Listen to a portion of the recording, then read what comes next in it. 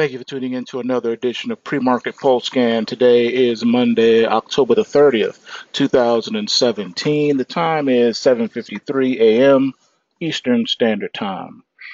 All right, let's take a look at the overnight markets.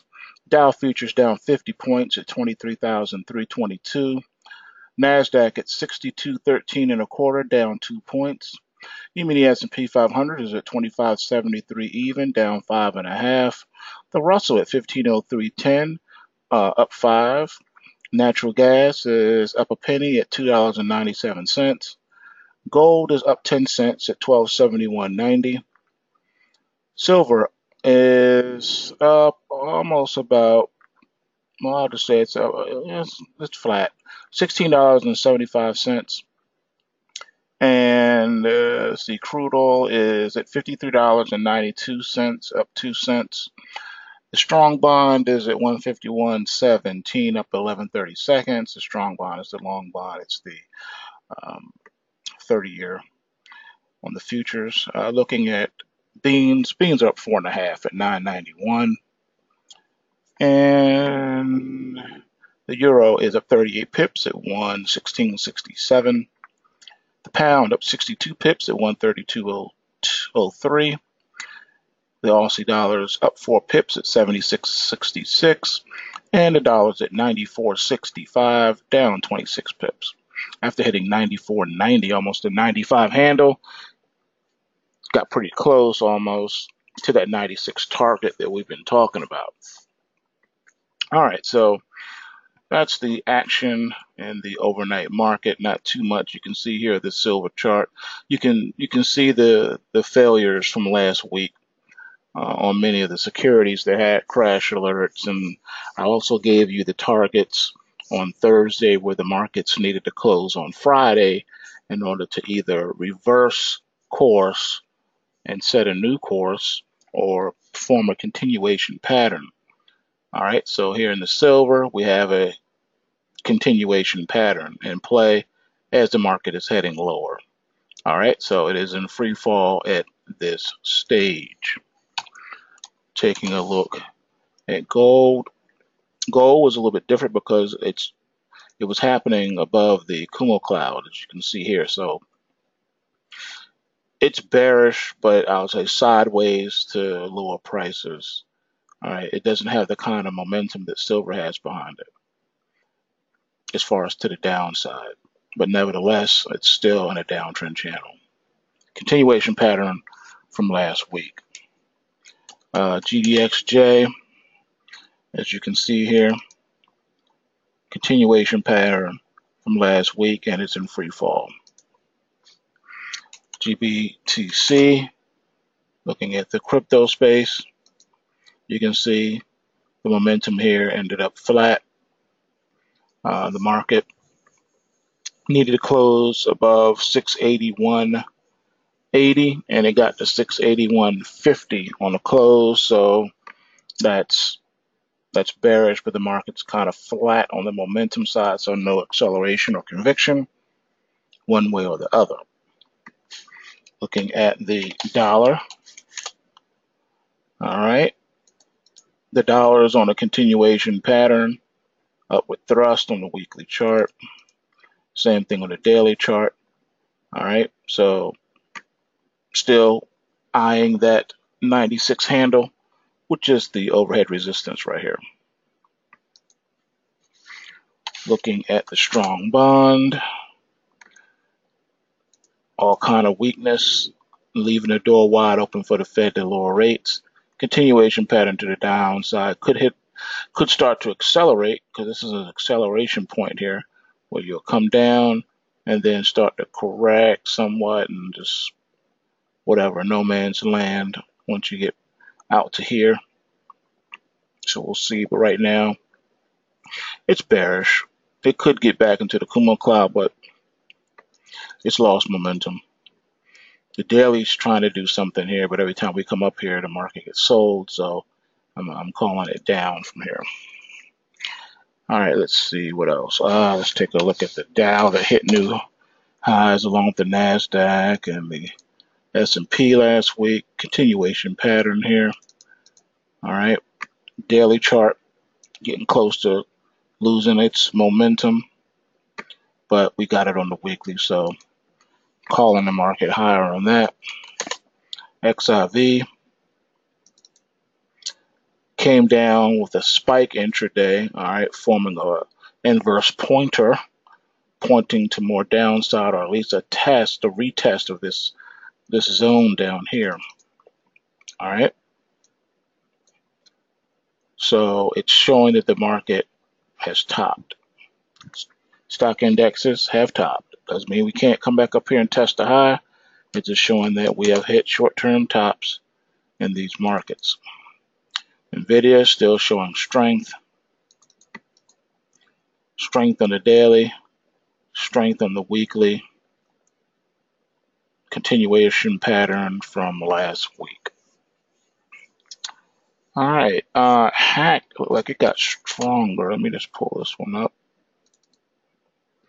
Yeah, Hack is getting more powerful here. So this one wants to get to 31. So we remain on high alert for cyber threats and hacks and things of that nature. It's the Wild Wild West now. So we'll see what happens on that. Close eye on this one.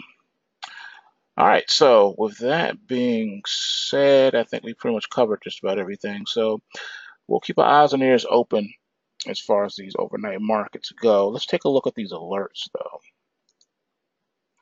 All right, we'll start off with the crash alerts first. All right, taking a look now at our rally and crash alerts for the week.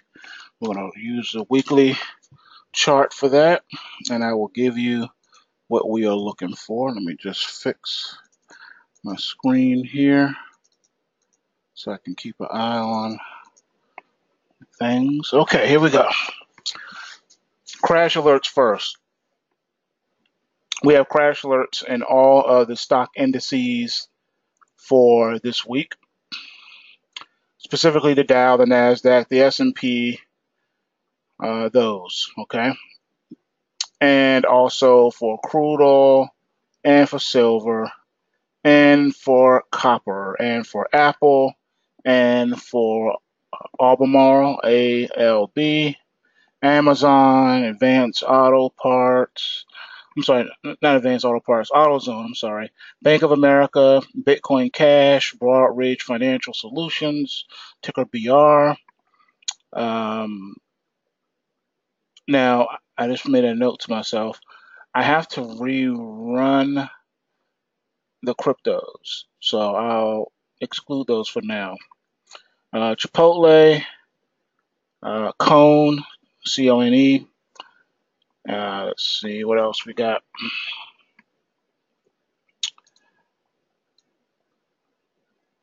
Facebook.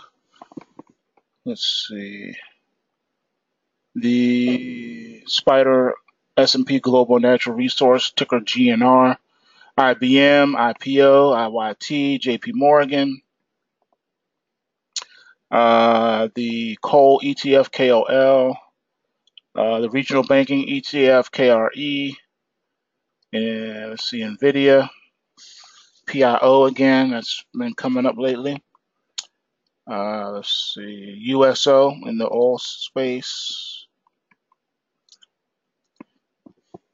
US Steel, XIV, which we talked about a few minutes ago. XLF, the financial spider, and also the healthcare sector, XLV. All right, so all those are crash alerts for the week. As far as momentum shifts, we have momentum shifts. These are bearish momentum shifts. We have it in GDXJ, SLV, TLT, XAG, which is the silver spot. All right, and then we have overbought. The Russell cash index is showing overbought. The Euro Yen is showing overbought. The Russell ETF IWM, junk bonds, JNK is the ticker.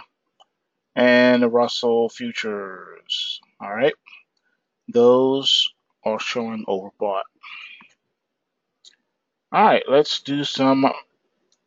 Give you the bad news first. I'm gonna give you the good news. Let's look at some rally alerts. All right, we have momentum shift, bullish momentum shift for IBM, which is interesting because we also have that crash alert there. So that security, what we call broken when you get two indicators like that.